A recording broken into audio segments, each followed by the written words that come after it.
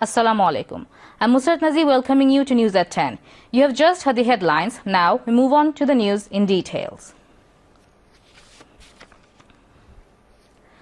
BNP chairperson Begum Khaleda Zia is leaving Dhaka for London tonight for better treatment. The former Prime Minister is scheduled to leave Hazrat Shah Jalal Airport at 10 p.m. by an air ambulance sent by Emir of Qatar. On this occasion, additional security measures have been taken at the airport. BNP chairperson will reach Heathrow Airport in London with stopover in Doha of Qatar. She will be admitted to specialized London clinic in the UK.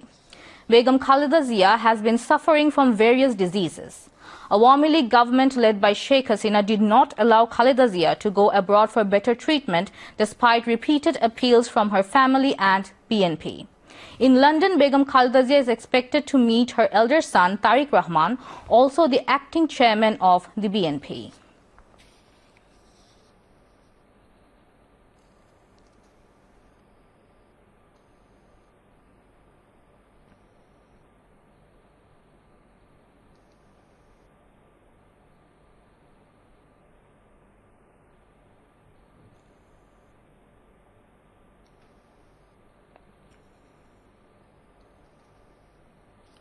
The Appellate Division has adjourned the hearing till tomorrow on the appeal for scraping 10-year jail sentence of BNP chairperson Begum Khaleda Zia in the Zia Orphanage Trust Corporation case.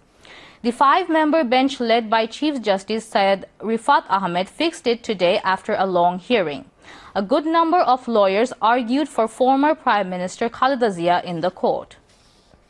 They said Begum Zia had no connection with Zia Orphanage Trust's money embezzlement. The lawyers also said the BNP chairperson was given punishment based on assumptions. The passports of 75 people, including Sheikh Hasina, involved in the July genocide and passports of 22 others involved in enforced disappearances have been cancelled. Chief Advisor's Deputy Press Secretary Abul Kalam Azad Majumdar said this while briefing reporters on contemporary issues at the Foreign Service Academy in the capital this evening. At the briefing, Chief Advisor's Press Secretary Shafiqul Alam said Amir of Bangladesh Jamaat-e-Islami Dr. Shafiqur Rahman had a meeting with Chief Advisor Professor Muhammad Yunus.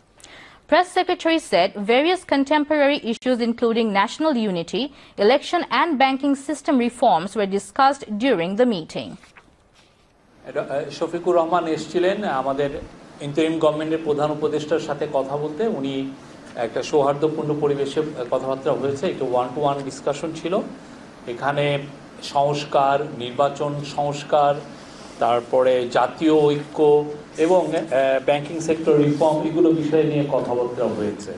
আর আপনারা জানেন যে আগে আমরা বলেছিলাম যে 31শে ডিসেম্বরের মধ্যে reform কমিশনগুলোর report হবে, কিন্তু যেহেতু ওনারা আমাদেরকে জানিয়েছেন যে ওনারা ঠিক সময়ের মধ্যে ডেডলাইনের মধ্যে কাজগুলো শেষ করতে পারেন নাই, ইন্টারিম গভর্নমেন্ট আশা করছে যে এই 6টা কমিশনের মধ্যে 5টা কমিশন 15 তারিখের তাদের রিপোর্টগুলো জমা দিবে। Shafiqul Alam said 5 of the 6 reform commissions will submit the reports by January 15th. Chief Advisor's Deputy Press Secretary Azad Majumdar said the SMS system for e-passport is being introduced abroad from tomorrow. Regarding the printing of textbooks, he said that till January 6th, 11,144,716 books have been printed and distributed among the students. Azad Majumdar said the National Curriculum Textbook Board authorities have expressed hope that the printing work of all the books will be completed within this month and it will be possible to distribute among the students. কাল থেকে এই passport পাওয়ার ক্ষেত্রে এই SMS সার্ভিসটা বিদেশেও চালু হবে প্রবাসী বাংলাদেশিদের জন্য। এর ফলে ওনাদের এই সংক্রান্ত কিছু হয়রানি কমে আসবে বলে আমরা আশা করি। আমাদের প্রায় 40,15,67,000 টেক্সট বুক বিতরণ করার কথা ছাত্রছাত্রীদের মধ্যে। বেশিরভাগ টেক্সট বুক অন্যান্য বছর ভারত থেকে ছাপা হতো। এবার অন্তর্বর্তীকালীন সরকার সিদ্ধান্ত নিয়েছে যে এইবার টেক্সট বুকগুলো আসলে বাংলাদেশ থেকে ছাপা হবে, যে কারণে বাংলাদেশের এই টেক্সট বুকগুলো সবগুলো বই এবার বাংলাদেশ থেকে ছাপা হচ্ছে। এটার জন্য সাময়িক একটু অসুবিধা হচ্ছে, সাময়িক একটু দেরি হচ্ছে, সেটার জন্য সরকার আন্তরিকভাবে দুঃখিত। বিগত সরকারের আমলে টেক্সট বুক ছাপার সাথে জড়িত কিছু একটা অসাধু চক্র গড়ে উঠেছিল। এই চক্রটা এইবারও সক্রিয় ছিল এবং তারা শুরু থেকে কিছুটা অসহযোগিতা করেছে, যে কারণে টেক্সট বুক ছাপার ক্ষেত্রে কিছুটা বিঘ্ন ঘটেছে। সরকার আশা করছে যে আগামী এই চলতি মাসের মধ্যেই আসলে সবগুলো টেক্সট বুক ছাপা এবং বিতরণ করা সম্ভব হবে। Chief Justice Dr. Syed Rifat Hussain inaugurated the renovated main building of International Crimes Tribunal and courtroom today. At this time, Chairman of International Crimes Tribunal, Mohammad Ghulam Murtaza, judges, Attorney General, Chief Prosecutor of International Crimes Tribunal and other prosecutors were present. Proceedings of the International Crimes Tribunal will start from this building from next hearing. Meanwhile, a charge was filed at Office of Chief Prosecutor of International Crimes Tribunal against 16 people, including fascist Sheikh Hasina, regarding violence centering Indian Prime Minister Narendra Modi's Bangladesh visit in 2021. Muhammad Shafiqul Islam, father of Asadullah Ratin, who was killed in that violence, filed the complaint this noon. Besides Sheikh Hasina, charge was made against former Home Minister Asaduzzaman Khan and former Housing and Works Minister RAM Ubaidul Muqtadir Chaudhry were named in the complaint. Member Secretary of Jatiyo Nagorik Committee Akhtar Hussain was present with Shafiqul Islam. Home Advisor Lieutenant General retired Muhammad Jahangir Alam Chaudhry said 100 persons injured during the July Revolution will be employed in different units of the police force. He said this after visiting the Special Branch, SB and CID offices in the capital's Malibag today. The advisor said the initiative to appoint retired personnel of different forces to mitigate traffic congestions in Dhaka is underway. Inspector General of Police Baharul Alam and senior police officials were present at that time. Responding to a query on disbanding RAB, the Home Advisor said the ministry is yet to get the report of the Reform Commission.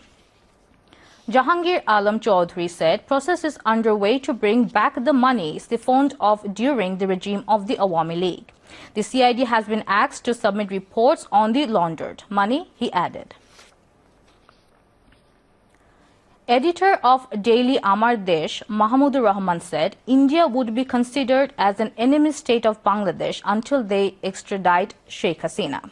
He made the comment while addressing a discussion titled From Felony Killing to Dummy Election, The Snatched Independence at Bangla Motor in the capital today. Anti-discrimination student movement organized the program. Member Secretary of the organization, Arif Sohel, presided over the discussion meeting. Office Secretary of Anti-Discrimination Student Movement, Zahid Ahsan, conducted the program. Fleeing to India, Hasina is still hatching conspiracy, Mahmudur Rahman said, adding that Hasina was born to flee. Her father also fled the country. Convener of Jatiyo Nagorik Committee, Nasiruddin Patwari, Member Secretary Akhtar Hussain, writer and political analyst Sarwar Tushar also spoke at the program. The countrywide campaign of the Anti-Discrimination Student Movement and Jatiyo Nagorik Committee is underway for the second day to listen to what people want so that their hopes and aspirations are reflected in the proclamation on July uprising. Leaders of the both organizations will conduct the campaign until 11th of January. As part of the campaign, they will distribute leaflets, hold rallies, and engage with people from all segments of the society. Anti-Corruption Reform Commission Chairman Dr. Iftekhar Zaman said that recommendations of the Anti-Corruption Reform Commission is in its final stage. Recommendations can be submitted in the next few days.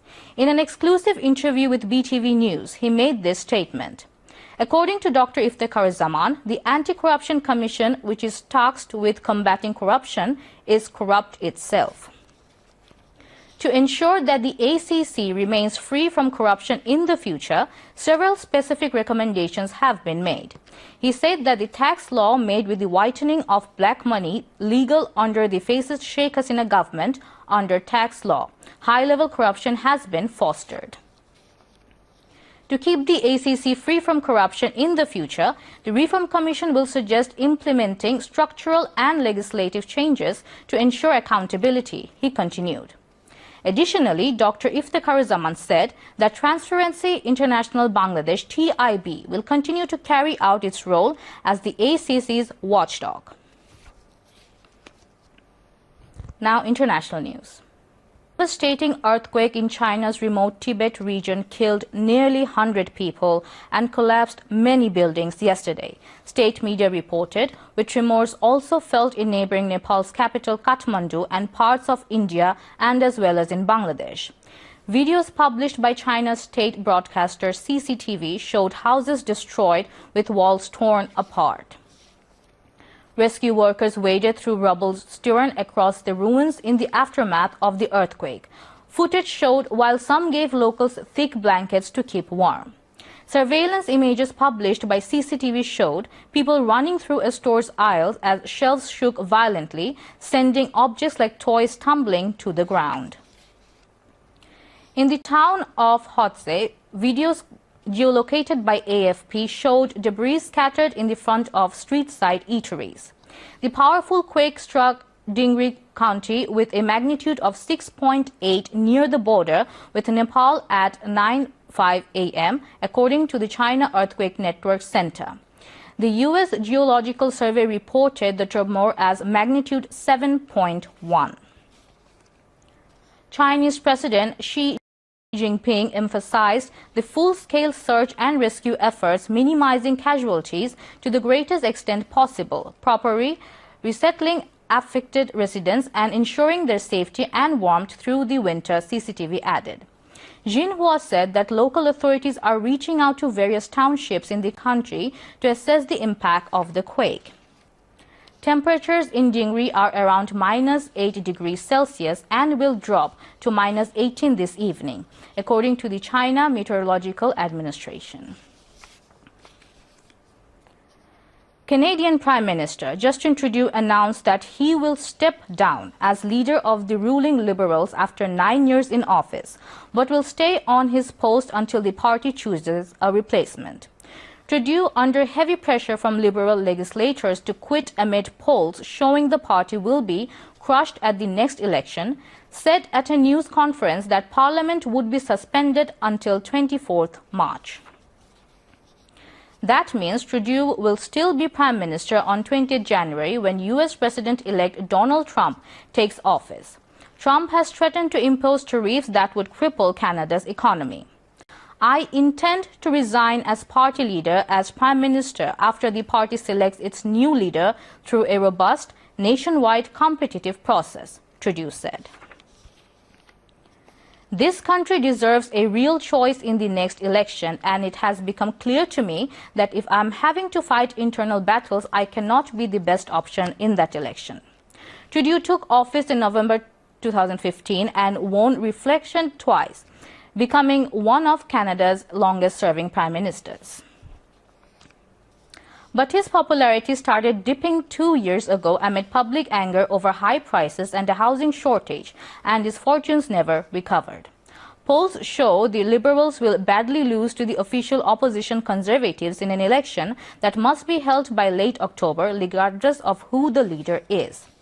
Parliament was due to resume on 27 January and opposition parties had voted to bring down the government as soon as they could, most likely at the end of March. But if Parliament does not return until 24th March, the earliest they could present a non-confidence motion would be sometime in May. President of Ukraine, Volodymyr Zelensky, said that Russian forces had sustained significant losses over 5 months of fighting in Russia's Kursk region.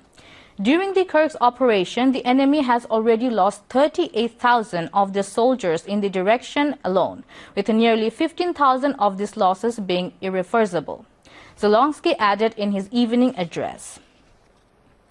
He did not provide evidence to support the figures he cited for Russian casualties, so the Kyiv Independent could not immediately verify the information. Since the start of the Kursk incursion, Russia has also lost over 3,000 pieces of equipment and vehicles, the General Staff of Ukraine's armed forces claimed. This reportedly included 104 tanks, 575 armored vehicles, 330 artillery systems, 12 air defense systems, 12 multiple launch rocket systems, a plane, and 3 helicopters, among others. Ukrainian forces had also taken 860 Russian soldiers as prisoners, which helped to facilitate exchanges and release of Ukrainian captives, according to the General Staff. The Kursk region lies on the border with Ukraine's Sumy Oblast, which has been experiencing daily attacks since Russian troops were pushed out of the oblast and back across the border in April 2022. Ukrainian forces launched a large-scale operation in the Kursk region in early August, capturing sections of the territory. However, the Russian military claims it has regained control over much of that land. On January 5th, Ukraine reported initiating a new offensive in that area, but shared limited information about it. Indonesia will formally join BRICS as a full member, Brazil's government said on Monday, further expanding the group of major emerging economies that also includes Russia, India, China, and South Africa. Indonesia's foreign ministry said in a statement on Tuesday that it welcomed the announcement and that BRICS membership is a strategic way to increase collaboration and partnership with other developing nations. Indonesia, the world's fourth most populous nation, had previously expressed this desire to join the group as a means of strengthening emerging countries and furthering the interest of the so-called Global South. Brazil, which holds the bloc's presidency in 2025, said in a statement that member states approved Indonesia's entry by consensus as part of an expansion push initially endorsed at the 2023 BRICS summit in Johannesburg. The South American nation noted that Jakarta's bid got the green light from the bloc in 2023, but the Southeast Asian country asked to join following the presidential election held last year. President Prabowo Subianto took office in October. Indonesia shares with the other members of the group support for the reform of global governance institutions and contributes positively to the deepening of cooperation in the Global South, the Brazilian government said. The BRICS group also includes Russia, Egypt, Ethiopia, Iran, India, and the United Arab Emirates, South Africa, China, and Brazil. A Pakistan court on Monday postponed until January 13 its verdict in the £190 million Al-Qadir Trust corruption case against former Prime Minister Imran Khan and his wife Bushra Bibi.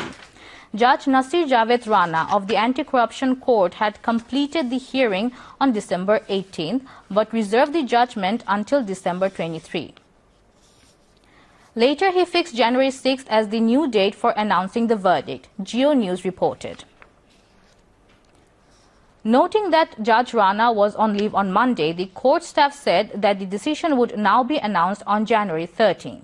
The court also informed about the deferment of the verdict of the National Accountability Bureau, NAB prosecutor, as well as his lawyer. The postponement comes amidst the ongoing negotiation between the government and Khan's Pakistan Tehreek-e-Insaf (PTI) party to address the political instability in the country due to the imprisonment of the former premier and several other leaders of the party. China has launched a national plan to address the rapidly growing prevalence of dementia, which authorities say is becoming a widespread societal concern and poses significant challenges to the well-being of the elderly and their families. Aging has become a growing concern in the world's second-largest economy, with China's cohort of people 60 and older expected to rise at least 40% to more than 400 million by 2035, equal to the populations of Britain and the United States combined. 15 Chinese government departments, including the National Health Commission, contributed to the plan to tackle dementia. The proposal outlines 7 key tasks and targets to be placed by 2030, the official Xinhua news agency reported on Saturday. With an aging population and rising average life expectancy, the number of individuals with senile dementia in China continues to increase, becoming a widespread societal concern, Jinhua said. A continuous prevention and control system for dementia covering prevention, screening, diagnosis, treatment, rehabilitation and care will be established by 2030, Jinhua added.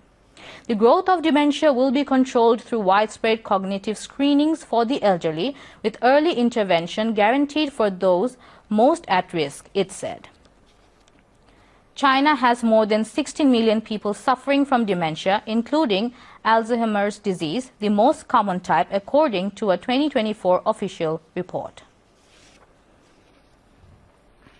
Now back to national news. Dhaka Metropolitan Police has been very active in controlling the law and order situation in the capital. As part of the drive, Dhaka Metropolitan Police arrested more than 500 muggers in the capital last month.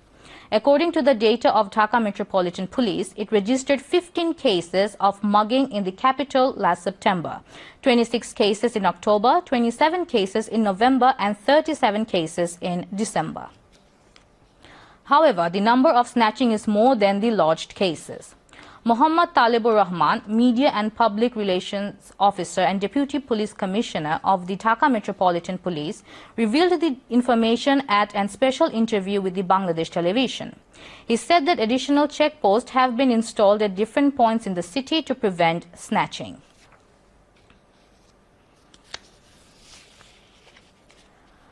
Cultural Affairs Advisor Mustafa Sarwar Farooqi said medium-length films will be produced based on July-August student people uprising. The advisor informed this at a press conference on producing the film under Remembering Monsoon Revolution program at the Secretariat today. High officials of the Cultural Affairs Ministry were present. Cultural advisor further said 8 directors have been selected for making 8 medium-length films based on the July mass uprising in 8 divisions. He also said a workshop will be organized with the selected filmmakers within the month of March. Government will finance the production of these films, the advisor added. A high-level delegation of the Anti-Discrimination Employees Unity Forum visited the Burn and Plastic Surgery Department of the Dhaka Medical College Hospital to inquire the health conditions of the injured anti-discrimination student movement. The delegation included retired Assistant Senior Secretary Muhammad Akhtaruzaman Talukdar, Muhammad Faridul Islam, Muhammad Ali, Muhammad Ihsanul Haq, Dr. Muhammad Zahidul Islam, retired Joint Secretary Muhammad Shafiullah, Muhammad Maqbul Hussain, retired Deputy Secretary Muhammad Tajul Islam, Muhammad Abdullah Al-Mamun, Dr. Abu Bakr, Muhammad Ghiyasuddin Mughal, and Muhammad Moniruzzaman. Dhaka Medical College Hospital Director Brigadier General Muhammad Asaduzzaman and Burn and Plastic Surgery Department Chief Dr. Nidhan Sarkar were also present during the visit. Members of the delegation inquired about the treatment of the injured and assured them to take all possible measures in the treatment. The injured in the July movement expressed their satisfaction with the government's initiative in their treatment.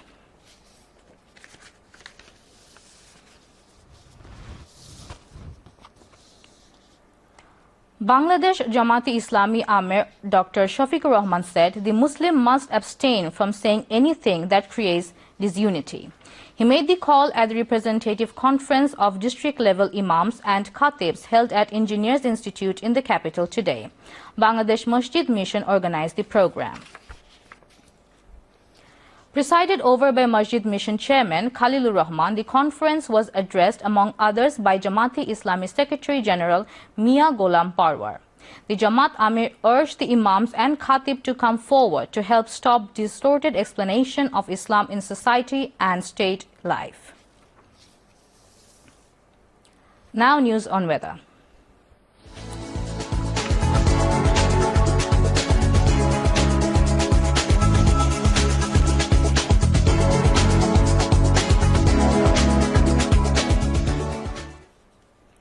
Met Office, in its weather forecast till 6 p.m. tomorrow, said Weather may remain mainly dry with temporary partly cloudy sky over the country, having chances of light rain or drizzle at 1 or 2 places over Rangpur, Mymensingh and Sylhet divisions.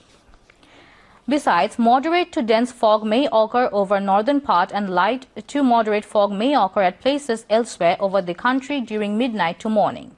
Night and day temperature may fall slightly over the country, said the Met Office. Now news on sports.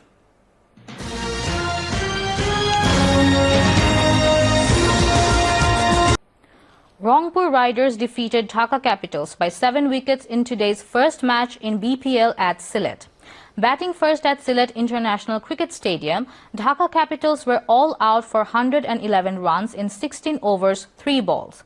Nahid Rana of Rangpur took 3 wickets for 21 runs. In reply, Rangpur Riders scored 113 runs for 3 wickets in 13 overs, 2 balls. Nahid Rana was adjudged man of the match. Meanwhile, Fortune Barishal beat Sylhet strikers by 7 wickets in the second match of the day. Batting first, Sylhet strikers scored 125 runs for all wickets in 18 overs, 2 balls. In reply, Fortune Barishal reached their victory target of 126 runs for 3 in 10 overs, 3 balls. Jahandat Khan of Barishal was adjudged man of the match for taking 3 wickets for 18 runs. To end the bulletin, headlines once again. BNP chairperson Begum Khaleda Zia leaving Dhaka for London for better treatment.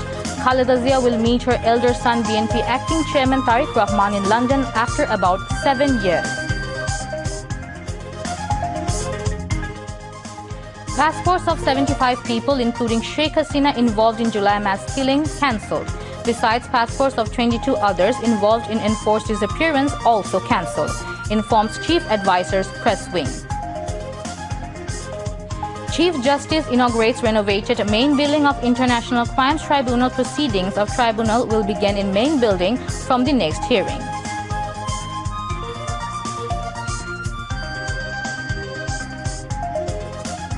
At least 100 students injured in the July uprising will be given job in different police units in the first phase, says Home Advisor.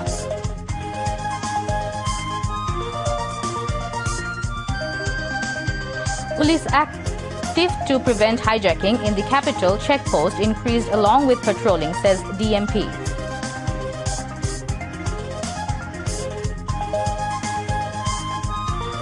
At least 95 people killed in a strong earthquake in Tibet of China, more than 100 injured. Rescue operations going on. And Rangpur Riders beat Dhaka Capitals by 7 wickets in today's first match in BPL cricket in Sylhet. And that's all from the newsroom for the moment. Thank you for staying with us. And we invite you to watch our 11:30 p.m. Bangla News. Until then, Allah Hafiz.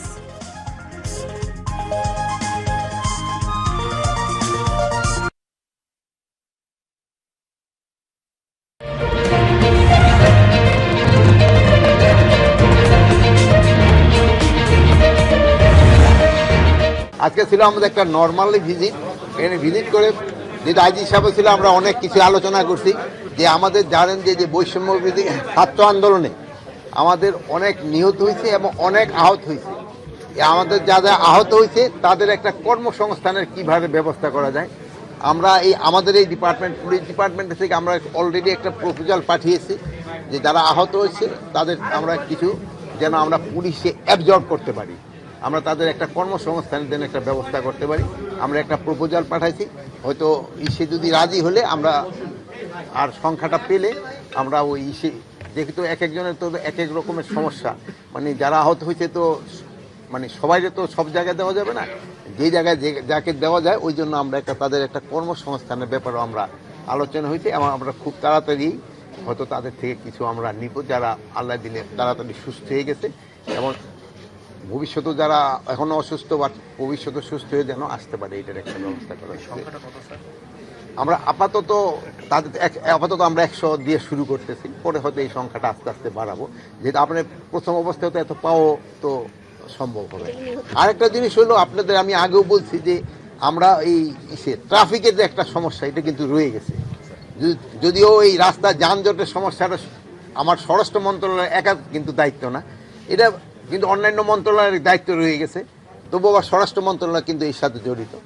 এই জন্য আমরা কিন্তু প্রায় 1000 ছাত্রদের আমরা এই traffic ইসে নিয়োগের জন্য আমরা একটা প্রপোজাল পাঠিয়েছি। আমরা এই পর্যন্ত 400 জনের মতো নিয়েছি। প্লাস আমরা আরেকটা প্রপোজালও আমরা পাঠিয়েছিলাম, মানে পাঠিয়েছি যেমন রিটায়ার্ড আমাদের police, BGB, Ansar, army, navy, এয়ারফোর্সে থেকে তাদের থেকে কিছু রিক্রুট করে এই ট্রাফিক ডিউটিতে লাগানোর জন্য। বাট এইটার রেসপন্সটা খুব কম, মানে অনেক আমি ভাবছিলাম যে তারা অনেকে আসতে চাবে, বাট ওরকম আমরা খুব একটা বড় সংখ্যা পাই নাই। আপনারা এটা প্রচার করে দিতে পারেন, যদি আসে আমরা এই একটা বড় সংখ্যা নেব। বাট আপাতত আমরা 50-60 জনের মতো পাইছি। আমরা পাইলে হয়তো আমরা চেয়েছিলাম যে অন্তত 500 জন দিয়ে প্রথম শুরু করি এই ট্রাফিকে, বাট এই সংখ্যাটা পাওয়া যায় নাই। মানি লন্ডারিং এর যেটা আপনি বলছেন, বিগত সরকারের বড় সমস্যা ছিল মানি লন্ডারিং। আমার এই যে মতিউর রহমান সাহেব আছে, আমি কিন্তু আপনি যেটা বলছেন ওই পয়েন্টের উপরে আমি তার হেরাস করছি বেশি। আমি বলছি তার প্রথম টাস্কিং হবে মানি লন্ডারিং, এই যে বাংলাদেশ ব্যাংক থেকে যেটা হয়েছে ওইটার রিপোর্ট উনি আমার কত আগে দিতে পারে। সময় ক্ষেপণ করে কোনো লাভ নাই, আমি একটা রিপোর্ট চাই যে কারা কারা এটার সাথে জড়িত। এখন আমি ওই যদি ইনভেস্টিগেশন করতে আমার 1.5-2 বছর 3 বছর চলে যায়, ওইটার তো কোনো কার্যকরিতাই থাকে না সেই সময়।